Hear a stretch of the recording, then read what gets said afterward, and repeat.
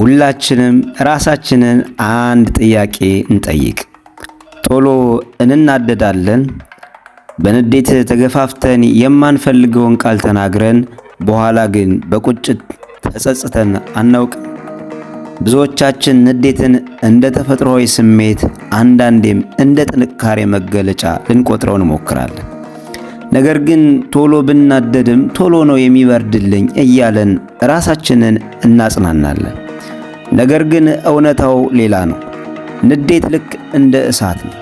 እሳት ሲነድ መጀመሪያ የሚያቃጥለው የተቀመጠበትን ዕቃ እንደሆነ ሁሉ ቁጣም በሌሎች ላይ ጉዳት ከማድረሱ በፊት መጀመሪያ የራሳችንን አእምሮና ሰላም አመድ ያደርገዋል።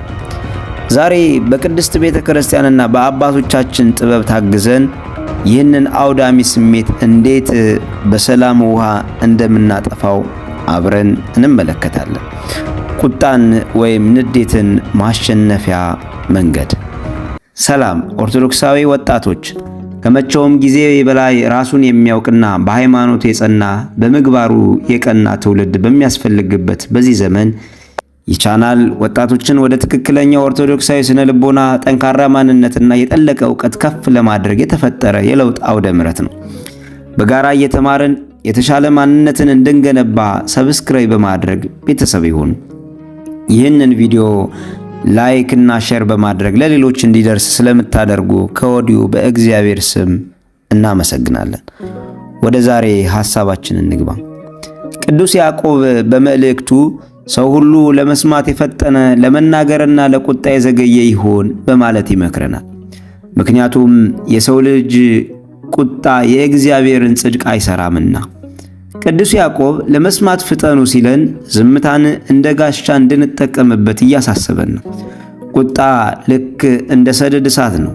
እሳቱ ሲነሳ ወዲያውኑ ምላሽ የሚሰጥ ወይም ንፋስ ንግግር ካገኘ ይበልጥ ይፋፋማል። ነገር ግን በዝምታና በመስማት ውሃ ካከሰምነው እሳቱ የማቃጠል አቅም የለውም። ልክ አንድ መርከብ በማዕበል ውስጥ ሲነሳ ካፒቴኑ የሚቆጣጠረው ባህሩን ሳይሆን መርከቡን ነው። እኛም በቁጣ ማዕበል ውስጥ ስንሆን በዙሪያችን ያሉትን ሰዎች ወይም ሁኔታዎችን ለመቆጣጠር ከመሞከር ይልቅ የራሳችንን አንደበት መግታት ይቀድማል። የበረሃው አባት አባ አጋቶን ስለ ቁጣ የሰጡት አንድ ማስጠንቀቂያ እጅግ አስደንጋጭ ነው። ቁጣ ሰው ሙታንን እንኳን ቢያስነሳ በእግዚአብሔር ዘንድ ተቀባይነት የለውም ይሉናል። አባ አጋቶን ሙታንን እንኳን ቢያስነሳ ያሉት ንግግር ቁጣ ምን ያህል መንፈሳዊ ሥራን ከንቱ እንደሚያደርግ ያሳያል።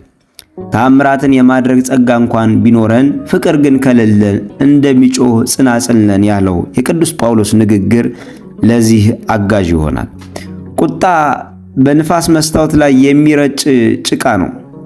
መስታወቱ የቱንም ያህል ውድ ቢሆን በጭቃ ከተለወሰ ግን የእግዚአብሔርን መልክ ሊያንጸባርቅ አይችልም። መንፈስ ቅዱስ ልክ እንደ ርግብ ነው። ርግብ ደግሞ ጫጫታና ሁከት ባለበት ስፍራ አታርፍም። በቁጣ የሚናወጥ ልብ ለመንፈስ ቅዱስ የማይመች ቤት ይሆናል።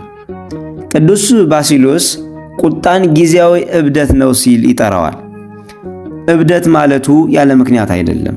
በቁጣ ጊዜ አእምሯችን በደም ይሞላል፣ እይታችን ይጋረዳል። የምንናገረው ቃል ከእውነት ይልቅ ስሜትን ብቻ የተከተለ ይሆናል። በቁጣ የምትናገረው እያንዳንዱ ቃል በኋላ በሰላም ጊዜ የምትጸጸትበት መርዝ ይሆናል።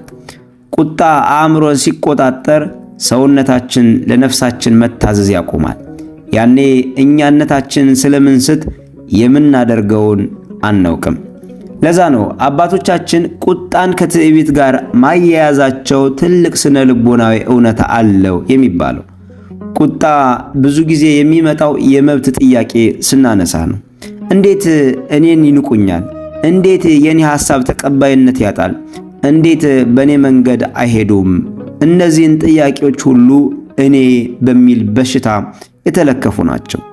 ትህትና ባለበት ቁጣ አይኖርም። ምክንያቱም ትሁት ሰው ራሱን ከሁሉ በታች ስለሚያደርግ የሚሰድበው ስድብም ሆነ የሚነቀፈው ነቀፋ አይሰማውም። ቁጣን ለማሸነፍ መጀመሪያ እኔን የሚለውን ሐሳብ መግደል እጅግ ያስፈልጋል። ቁጣን ማሸነፍ ማለት ሌላውን ሰው መጣል ሳይሆን በውስጣቸውን ያለውን አውሬ መግራት ነው። ሐዋርያው እንዳለው ለመስማት ስንፈጥን ጥበብን እናተርፋለን። ለመናገር ስንዘገይ ጸጸትን እንቀንሳለን። ለመቆጣት ስንዘገይ ደግሞ የእግዚአብሔርን ጽድቅ በሕይወታችን እንተገብራለን። ተወዳጆች እህቶችና ወንድሞቼ እንግዲህ ንዴት በእኛ ላይ ሲመጣ እንዴት አድርገን እናበርደው፣ እንዴት እንቆጣጠረው የሚለውን ቅድስት ቤተ ክርስቲያን ይልቁንም ደግሞ ቅዱሳን አባቶቻችን 3 ታላላቅ መፍትሄዎች ያስቀምጡልናል። የመጀመሪያው የዝምታ ኃይል ነው። ንዴት ሲመጣባችሁ ወዲያውን ምላሽ አትስጡ ይሉናል። አባ ፔሜን እንዳስተማሩት እሳት በውስጣችሁ ሲነድ ዝም በሉ፣ ምክንያቱም ቃላቶቻችሁ ለንዴቱ እንደ ነዳጅ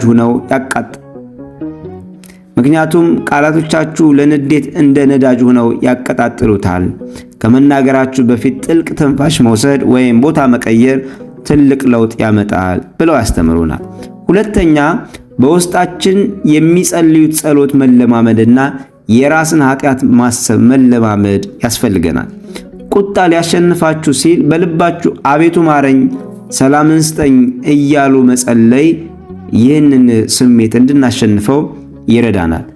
ይህ ጸሎት በነደደው እሳት ላይ እንደሚፈስ ቀዝቃዛ ውሃ ላይ ይሆናል። ሶስተኛና የመጨረሻው ምክንያቱን መመርመር።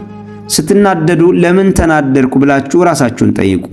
ብዙ ጊዜ ንዴታችን የሌላ ሰው ጥፋት ሳይሆን የራሳችን ያልተመለሰ ፍላጎት ወይም የቆሰለ ኢጎ ውጤት መሆኑን እንረዳለን። ተወዳጆች እህቶችና ወንድሞች እውነተኛ ኃያል ሰው ማለት ሰውን በጉልበቱ የሚያሸንፍ ሳይሆን የገዛ ራሱን ስሜትና ቁጣ መቆጣጠር የሚችል ሰው ነው። ዛሬ ንዴታችንን ለእግዚአብሔር አሳልፈን እንስጥ። በምትኩ የእርሱን የማይታወቅ ሰላም እንቀበል። ተወዳጆች ሆይ ይህ መልእክት ለእናንተ ጠቃሚ ሆኖ ካገኛችሁት ላይክ እና ሼር አድርጉት። ሌሎች ተመሳሳይ ሐሳብ እንዲደርሳችሁ ሰብስክራይብ በማድረግ ቤተሰብ ይሁኑ። ሐሳብ፣ አስተያየት፣ ጥያቄ ካላችሁ ኮሜንት ላይ ጻፉልን። ሰላም እግዚአብሔር ከሁላችን ጋር ይሁን። ወስብሐት ለእግዚአብሔር።